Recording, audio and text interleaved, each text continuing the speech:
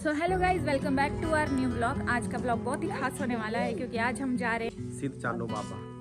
तो आज हम एक बहुत ही धार्मिक स्थल में जा रहे हैं। बहुत ही अच्छा और पुराना मंदिर है, तो आपको भी दिखाते हैं और ब्लॉग पूरा देखना और ब्लॉग के साथ बने रहना। आज हम जा रहे हैं प्रागपुर। तो हम जा रहे हैं पूरी फैमिली। ये मेरी मम्मा है, हेलो, ये मेरा भाई है और ये मेरे पिताश्री और ये लेजेंडरी अक्षु है। हाँ, तो हम पूरे परिवार के साथ निकल गए थे बाबा के दर्शन करने के लिए। और जैसे ही हम पहुंचे देरा क्षेत्र में, तो देरा में बहुत ज़्यादा फॉग थी और मौसम बहुत ही ठंडा था, तो कुछ भी दिखाई नहीं दे रहा था। और इसी बीच मैंने फिर पापा से पूछा कि हमें थोड़ी कहानियाँ बताओ वहाँ की, मंदिर की। तो पापा हमें बता रहे थे वहाँ की स्टोरीज, तो आप भी सुनिए। अगर आप पहाड़ी समझते हैं तो आप सुनिए, बाकी मैं आपको हिंदी में भी आगे समझाऊंगी। तो छोटे सारे रखड़ दे बोले तो चून देखो इसे जो कहना बखा मार बोले बखा करे है हाँ गां जाना एनी हाथ थड़े चुके ना पड़ गए ना देखा पता नहीं लगा पे केडी दूर पीछे हाथ था ना ऊपर को, ऊपर आसमान की तरफ को फेंकी। वो वाह ऊपर ही चल गई, ऊपर ही चली गई। कोई आता पता नहीं रहा। फिर इसी बोले क्या मरी हाथ लाया तू नीच है, मतलब तू नीच जाति च गिने जाना। पहले लग नहीं होंगे भरा भरा, जिसके बाद लगे लग होना। तो यहाँ पापा हमें काफ़ी सारी स्टोरीज बता रहे थे और उन्होंने हमें ये भी बताया कि कृष्ण भगवान जब थे तो कंस ने कुश्ती रखी थी, तो बाबा सिद्ध चानो की उनकी तरफ से लड़ने गए थे। लगभग 51 दिन तक उनकी लड़ाई चलती रही। कोई भी बाबा की पीठ नहीं लगा पाया था, स्वयं विष्णु भगवान भी नहीं। इतने ताकतवर थे बाबा। तब श्री कृष्ण मोहिनी रूप धारण करके बाबा की पत्नी के पास गए। तब कृष्ण भगवान ने उनकी पत्नी को मोहित कर लिया और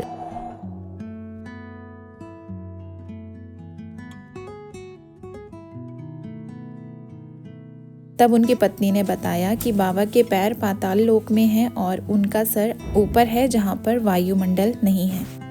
तब श्री कृष्ण ने सोचा कि ऐसे तो इन्हें परास्त करना संभव नहीं है, तो श्री कृष्ण ने धरती लोक में दीमक लगा दी थी, जिससे बाबा गिर पड़े और उनको लड़ाई में परास्त किया गया। उसके बाद बाबा की पत्नी ने जब श्री कृष्ण से कहा कि अब आप मुझसे विवाह कर, तो कृष्ण भगवान ने कोड़ी का रूप धारण कर लिया, जिस पर बाबा की पत्नी ने विवाह करने से इनकार कर दिया। जब ये सारी बात बाबा को पता चली कि उनकी पत्नी ने उनको परास्त करवाया है, ये सारी बात जानकर बाबा बहुत गुस्सा हुए और उन्होंने अपनी पत्नी को श्राप दिया। कहा कि मैं तुम्हें श्राप देता हूँ कि आज के बाद तुम जहाँ भी जाओगी अच्छी बुरी चीजों में बैठोगी, तुम्हारी कोई कदर नहीं करेगा और सब तुम्हें धुतकारेंगे। तो ये श्राप जब उन्होंने दिया था तो उनकी पत्नी जो है वो मक्खी बनी थी। तो बातों बातों में पता ही नहीं चला हम कब प्रागपुर पहुंच गए। और इसी के साथ में आगे यहीं से टर्न हो जाता है जो सिद्ध चानो बाबा जी का मंदिर है, तो यहीं से हमें राइट को टर्न करना है। तो यहाँ पर मौसम काफ़ी ज़्यादा फॉगी था और ठंडा मौसम था बहुत। और यहाँ के रास्ते जो है वो इस तरह से थोड़ा जंगल टाइप की फीलिंग आती है, लेकिन उसी के साथ ये बहुत ही शांत और बहुत ही प्यारा सुंदर दृश्य जो है यहाँ से देखने को मिल जाता है। तो बीच बीच में मैं आपको और जानकारी देती रहूंगी इस मंदिर के बारे में। हिमाचल प्रदेश की शांत वादियों में बसा एक ये मंदिर, एक स्थान जहां आज भी लोग न्याय के लिए नहीं, न्याय मिलने के बाद आते हैं। ये जगह प्रागपुर में है और यहाँ ये कहानी सिद्ध चानो बाबा की है, जिन्हें लोग कलयुग की सच्ची सरकार मानते हैं। बाबा सिद्ध चानो का ये प्रसिद्ध मंदिर कांगड़ा जिले के देहरा क्षेत्र प्रागपुर के गाँव में स्थित है। यहाँ आने वाला हर व्यक्ति अपनी परेशानी बाबा के सामने बिल्कुल सच सच रखता है। लोक कथाओं के अनुसार बाबा सिद्ध चानो कोई साधारण इंसान नहीं थे। मान्यता है कि उनका संबंध द्वापर युग में चाणूर मल्ल से जोड़ा जाता है, जिनका युद्ध भगवान श्री कृष्ण से हुआ था। कहा जाता है कि उसी आत्मा ने घोर तपस्या के बाद कलयुग में सिद्ध चानो बाबा के रूप में जन्म लिया था। तो मंदिर के नीचे का ये स्थान है जहाँ पर रोड की साइड पर आपको पार्किंग मिल जाती है और इस तरह से आपको दुकानें भी मिल जाती हैं। अंशु थोड़ा सा यहाँ पे उदास खड़ा है क्योंकि ये अभी नींद से उठा ही था, तो मैं इसको कह रही थी कि अभी आप ठीक हो जाओगे, क्योंकि मंदिर का जो स्थान है वो थोड़ा ऊपर जाके है, थोड़ा पहाड़ी पर जाके है। तो मैं आपको ले चलती हूँ मंदिर में और दर्शन ज़रूर करना। और अगर आपने वीडियो यहाँ तक देखी है तो चैनल को सब्सक्राइब ज़रूर करना और कमेंट्स में ज़रूर जय बाबे दी लिखकर अपनी हाजिरी ज़रूर लगाना। तो मंदिर का रास्ता इस तरह से है, थोड़ी सी चढ़ाई है, साथ में ही काफ़ी सारी दुकानें जो हैं वो देखने को मिल जाती हैं, लेफ़्ट साइड राइट साइड दोनों तरफ। आज कुछ दुकानें बंद थी क्योंकि आज शायद बाज़ार बंद था, लेकिन जितनी बार लोग आते हैं यहाँ पर, मैं जब भी यहाँ पर आई हूँ तो मैंने दोनों तरफ बहुत ही भरा बाज़ार देखा है। तो शायद मौसम करके भी ये दुकानें बंद थी, लेकिन कुछ दुकानें आज भी यहाँ पर खुली हुई थी।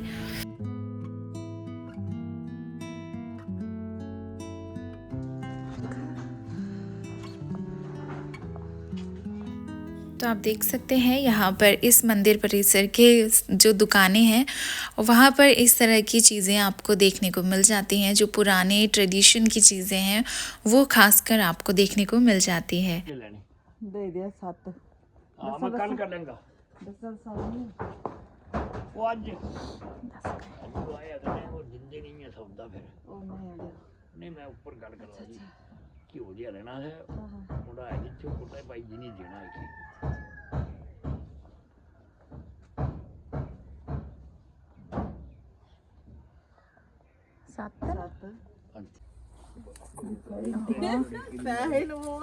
चलो ये बाबे दे चरणों च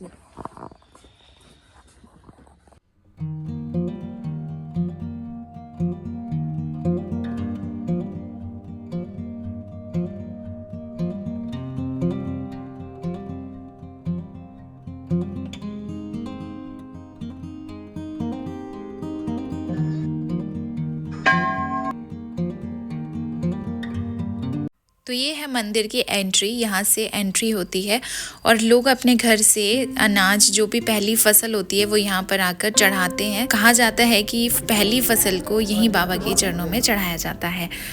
बाबा ने अपना जीवन सच्चाई, न्याय और निर्बलों की रक्षा के लिए समर्पित कर दिया। बाबा सेचानो ने प्रागपुर क्षेत्र में घोर तपस्या की। कहा जाता है कि उन्होंने भूखे प्यासे रहकर सालों तक ध्यान किया। उनकी तपस्या से प्रसन्न होकर ईश्वर ने उन्हें शक्तियां प्रदान की। इसी कारण लोग उन्हें सिद्धचानो बाबा कहते हैं। मंदिर परिसर में स्थित प्राचीन बरगद का पेड़ है जो मैं आपको इसी वीडियो में आगे दिखाने वाली हूँ, लेकिन तब तक आप दर्शन कीजिए सिद्धचानो बाबा जी का।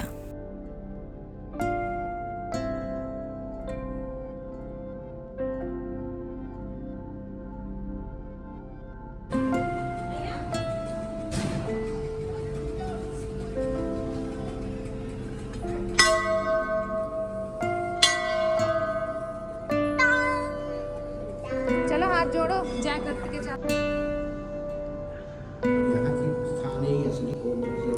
जो सपना वो जो पेड़ मिलता है। हाँ।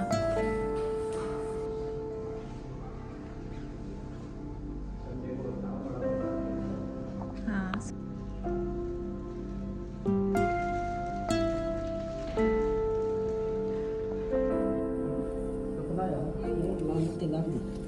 लालू गांधी। हाँ। अच्छा।